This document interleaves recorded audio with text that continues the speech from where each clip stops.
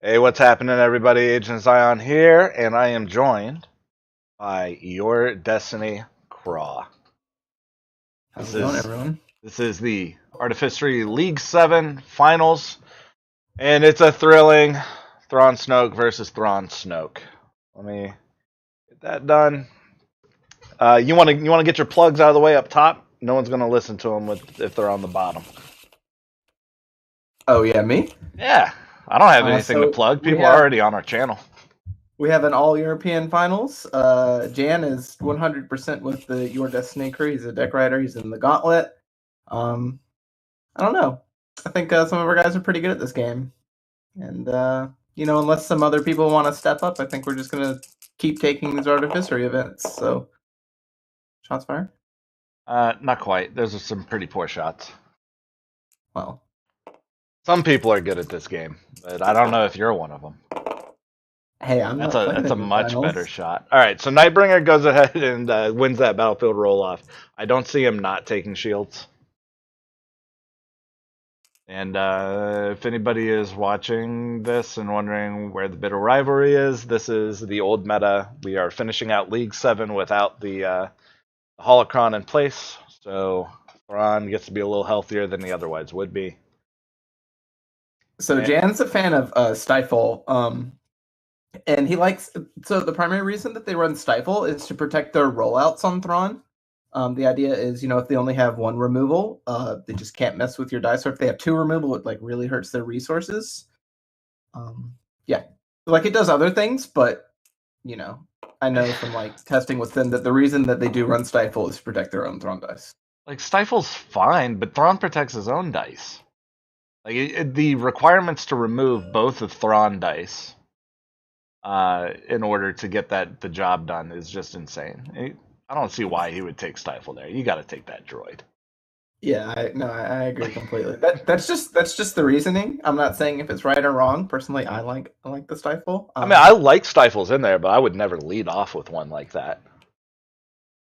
All right, so we're just So he's going to saying. play two Stifles. Well, I think that's interesting playing the second Stifle before seeing a hand because you could roll out and see the hand, and that Stifle is always going to protect you for like one event. And if you see something nasty, you can play the second one, right? And if he has nothing, you can just save that Stifle for a discard to reroll if your dice are misbehaving. I guess, but I mean, in this specific situation, it's going to work out at least reasonably well. This Thrawn rollout, he's probably going to say one if he doesn't try to spike a 5 here. But he's probably going to say one, and he's going to take the Force illusion because he doesn't care. I He's think there's a getting. chance he says 5 because he has no removal, but you're supposed to take mitigation. He's supposed to do At whatever the 1 and smart 2. thing is, but I think the Yeah, smart thing, no matter what, here is to say one. yeah, I think I agree with that. He has a Moth in his hand, correct? Yes, he's got Moth and Mind Trick, and you can swap the team back and forth to take a look. Um, I just don't see him not saying one, and I don't see him not taking that Force illusion, which turns Thrawn into his rollout being like super valuable. And he So he took says two to two. hit TIE Fighter and like Beguile most likely. Ooh, they're two Or fists. Mind Trick, I suppose, but yeah. Is Nightbringer running Mind Trick? They are both running a single copy of Mind Trick. Oh, so I have some info on their decks. I mean, you should have the entire deck list. No, I have background information on it. Let's see.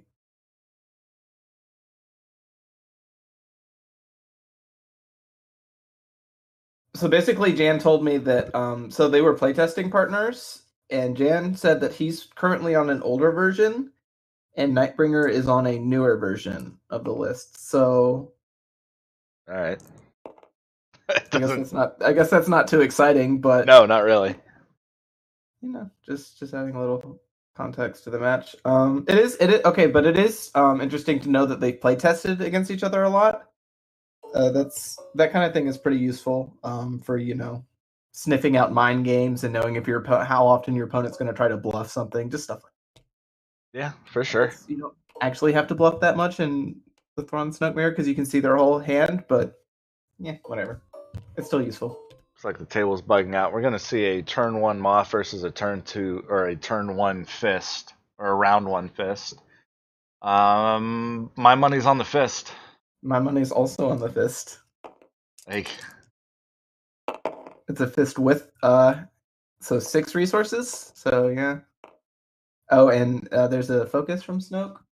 yep. Pretty good. Those stifles are not making a good case for themselves right now. Not really. Drawing 2 is. I wasn't watching the mulligan. 2 is unfortunate. Well, he kept 1. He threw everything back. He kept the first Fist. I don't think having both in your opener is that bad against your own Thrawn Snoke mirror, because if somebody does really want to just spike you and they say 5 on the rollout, you've got the backup copy right there. I'm assuming he had a Moth in his initial draw. I cannot recall. So my reasoning is that he must have, because if you don't have a TIE fighter or a Fist or at least like a Moth, you should hard mull, so you can find a threat, because Thrawn Snoke's actually not very good if you don't put anything on the board turn 1. So I'm assuming that he thinks that Grand Moff is going to be a crucial boon in this game. So if that's true, we'll see how well it works out for him, right? I mean, I don't think it's going to matter much at all right here. He just had to mind trick, delay his own Moth. He's going to get 4 indirect in return. Oh, yeah. But, does he discard to reroll? It looks like it. I don't know why he would discard to reroll when... I mean, I guess he switches over to resources? I guess. I would have rerolled that Thrawn die. Yeah, if you're going to discard to reroll. Gotten both. I think his best move there would be to go for the massive indirect, just to try to keep parity with this Vader's Fist, but that's just not happening. It looks like the table's all kinds of bugged. We'll do a reset of that in between these games. But if you don't have one on your end, starting with staring down a Fist. He has great. 4 cards in his hand. Yep. This is his first reroll. And since Jan took those resources early enough, all sides of this Fist is live. Like, I'd definitely resolve that disrupt. So 3, put him down to 1. Yeah. Start the round with 3. Yeah, absolutely. Yep. I think it's perfectly resolvable, and who cares if you don't ever get to play an event?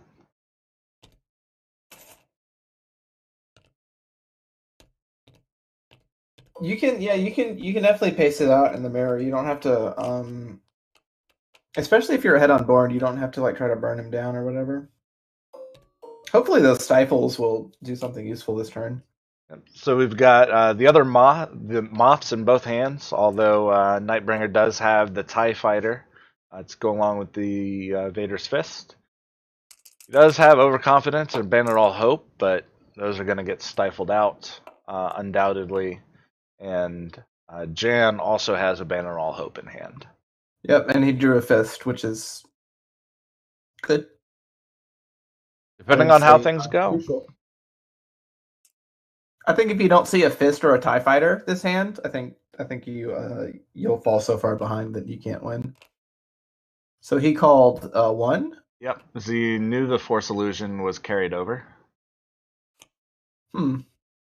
Interesting that he didn't call 2 to find a TIE Fighter. I think it's fine to call 1 there, just to get something out of hand. That's true. And like I said, like spikes him on the 5. Well, okay. I was just saying that if you don't land a Fist or a TIE Fighter this turn, you're in trouble. Yep, he's got hot heaping and nothing. Yeah, this is pretty bad for Jim, in my opinion. But, so you can never discard this Moth, right? You always have to play this Moth, or you'll never win, right? I don't think he's winning at all. Okay, I don't think this Moth it helps at all. I wouldn't play it. You wouldn't even play it? No, not here. Okay. You don't get the use out of the die this round. All you're going to be doing, you'll take the Abandon All Hope and the Overconfidence, which is fine, I guess. But at that point, you're all in on your own imposing presence, and all he has to do is keep one tie in hand to make it super mediocre.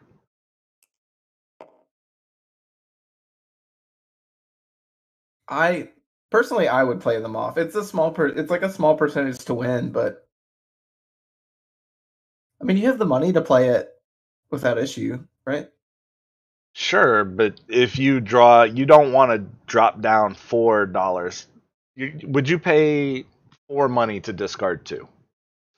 Because there's a very, very real possibility of Thrawn going down this round. And if you pay four to Mm. discard two, and the most you can get is those other two resources back up off the board, you're looking at starting the next round with 7 resources. That's not even a full tie swarm, and you can't win at all I guess it's under true. those I can't conditions. quite see their health, unfortunately. Oh, okay. Well, Yeah. Jan's got 5 and 4, Thrawn and Snoke respectively, and he's only dealt 2 damage to Nightbringer's Snoke in return. So Thrawn has 7 more health. Uh, I guess it depends. Yeah. He's got 7 health and a Force illusion, so call that 10 health, but still some rough stuff. I personally I would play it. You can force illusion one of the Vader's fist things, and if it gets really bad, if your removal can't take care of the other stuff, you just put all the indirect into Snoke or something. It's all small percentage stuff. Like you're trying to take a win where you've basically already lost. In the mirror, I don't play Grand Moff unless I absolutely have to. Anyway, so I'm, I guess, somewhat biased against that line of play. Sure. So you want to just be ready to go when you draw a threat next turn. No Moff, have the resources. Yeah, I mean, you need to hit the gas. Okay. You're Yeah, gonna get I respect most. that. You're gonna get most of the effect of the Moff off of this Jedi Temple anyway, because you didn't have any way to really interact with the focus sides this round. So even trying to get out ahead of those discards, it just doesn't matter. What do you fire off this removal at? Second fist, probably. Second fist roll in? If Oh, you you want know what? It's it, not live right now. It's 3 or fewer. right.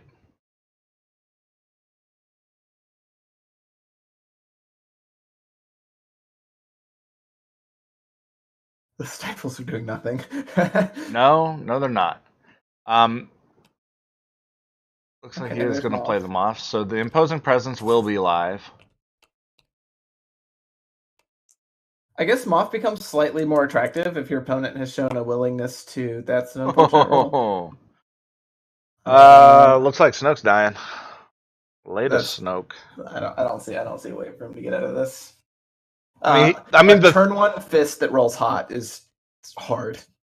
so the I mean Snoke's not going to die this round. He's going to live with 1 HP. Sure. Well, not after that play. That was kind of unfortunate. Here come the TIE Fighters. He should have used the Moth action there to get rid of Abandon All Hope and Overconfidence to make the imposing presence live. But looks like Nightbringer kind of gave him a little bit of a break there with the TIE Fighter. He can roll in that 1. He could, or the 2. Either way works. But Right. he's got to use the Moth action right now. There we go. Yeah.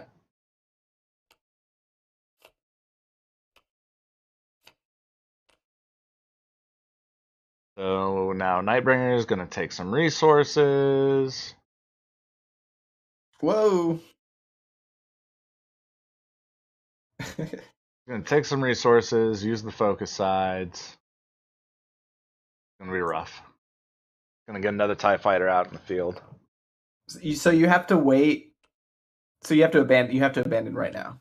No choice, right? Yeah. At at this point, All it right. just means you lose slower. Like it's a smart play. It's his out, but you're not doing anything with it.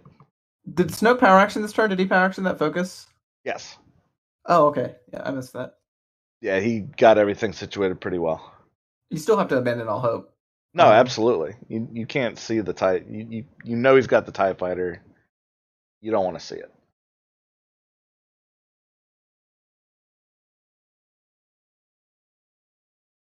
Problem is that it means he's walking into the next round with free money after this imposing presence.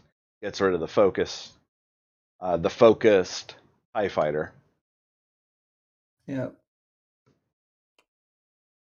you gotta do it, Jan. No choice. Yep. Yep. It feels bad, but you gotta do it. I would just ditch my cards. No. If you ditch your cards, the imposing presence does a lot more damage.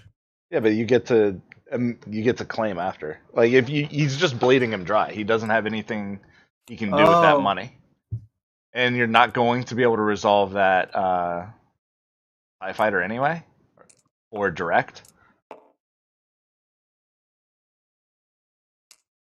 So you would get the tempo. It basically makes them disrupt, yeah. No. Well, and you okay. get to start the I next actually round like with this more money. better. It's I actually fine. like this better. Either way, it's fine. He's so far ahead. It's not even Yeah, really it in doesn't question. matter. Yeah. Although a really good way to lose Destiny is to like not keep playing optimally when you're ahead.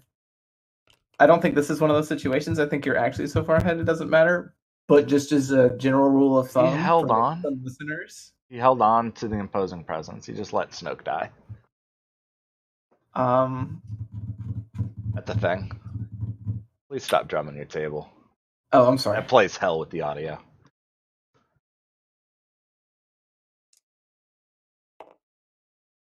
course, so does my squeaky chair. I haven't heard your squeaky chair. Well, that's good. I've got a very squeaky chair. I don't know what he's trying to do with this imposing presence. Maybe he's just tilted right now. Maybe it's just like brain fog. You can't claim, Oh, right? he has to claim. Is it that bad if your opponent claims? If Okay. you lose the tempo, yeah. So Thrawn The has only 7 health remaining, right? uh, I don't know, call it. I would call it 8 because the Force Illusion is more than likely going to be used on a 3 side. Sure. Well, we found all the threats, but No money.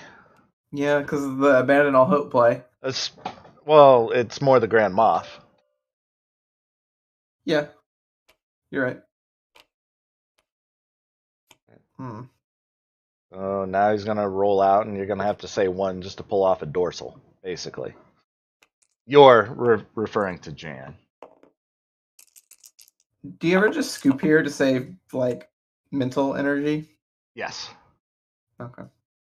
You're Like not. I'm generally not a fan of scooping in like finals matches, but I'm just I mean, they have access to each other's deck lists. Like, if this is proceeding swiftly enough, like if I wasn't able to see my opponent's deck list beforehand, then I would play it out just to try to see as much as I can. But here, there's no point. do they have the deck list at all times, or did they just see it at first? I'm not the deck list police. I can't. They have access to it. If they have like a huge poster board monitor sitting right behind their monitor, I can't enforce them not looking at these deck lists at all So times. at nationals when I played Zach, the deck lists were just in front of us the whole time. Yeah, that was And kind let of me weird. tell you about how much better Thrawn is when he just has a deck list in front of him. I mean, I guess they both get the advantage, but yeah, you kind of like the ability to misplay goes way, way down if you just have a list in front of you. That's kind of weird. What, at nationals, the way they did it? No, this sequence of plays. He rolls out Thrawn instead of playing the TIE fighter and then rolling out Thrawn. I don't know why he's saving the money, why he thinks he would need landing craft, but I guess maybe it's just to fuel the fist pay sides. Yeah. I also don't know why he said 5 on rollout to grab the fist. Like, it doesn't matter at this point. I would, knowing that imposing presence is live, if you remove the last available mitigation that your opponent has, considering you saw it last round, um, there's nothing you can do to stop it. He's got focus on board. He's got another rollout with the fist. Like, things are happening. So do you go for the ATSD here? Yeah. as a Hail Mary. The only problem is Thrawn is showing a focus. Well, I guess Yep. you have removal, but those TIE fighters are like ready to go. Is that a 3 indirect? That's a 3 That's a disrupt. 3 disrupt. So we're going to see the Grand Moff focus get used for special and probably money to get his imposing presence back online. Yep. So he should just focus to 3 damage right now. Or the 4 for 1, actually. Yeah, the 4. I like the 4 for 1. Yeah, it's a lot better, right? Yep. 1 damage is 1 damage. Go for it! I mean, like you could play a TIE fighter instead, but just do an Doesn't have extra to. point of damage. His TIE fighter got pulled. Oh, it did? Okay. Yeah. I don't have perfect. I've been watching Jan's hand because Gotcha. he's on the back foot. It's rough. Yeah, no, this is brutal. And he's got, plenty of rerolls with a TIE fighter and Snoke focus. And he's only got to find 2 damage. A lot of different ways that can happen. Oh man! So you have to hope that everything blanks out forever. Pretty much. Okay, and there's a dorsal turret. Yep. Yeah, so we've got 4 dice with 1 lethal side, and then 1, 2, 3, 4, 5. 5 actually, because dorsal will probably see play twice. Yeah, but I mean you're only resolving at 4 lethal basically, and there it is. Well, So it we're gonna immediately found see lethal. Yeah, that's what imposing you want to do. presence. Imposing presence at dorsal turret roll in. Not great. It's not That's great. not great. Dorsal turret is great. So four dice, each with 1 side directly lethal. Many combinations to find lethal on, 2 focus sides per character die, and he's blowing up the TIE fighter, which makes sense. Yeah.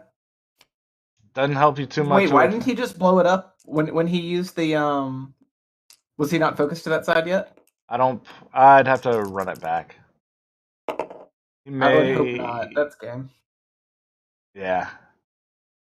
Yeah, I think that was a misplay. I think he had it focused. He could have just blown it up then and saved his imposing presence. Yeah, and then you can use your imposing presence to make this not lethal. Not that it I matters. didn't. You're going to die, but Yeah, I didn't even think about that. I'm gonna go ahead and reset this board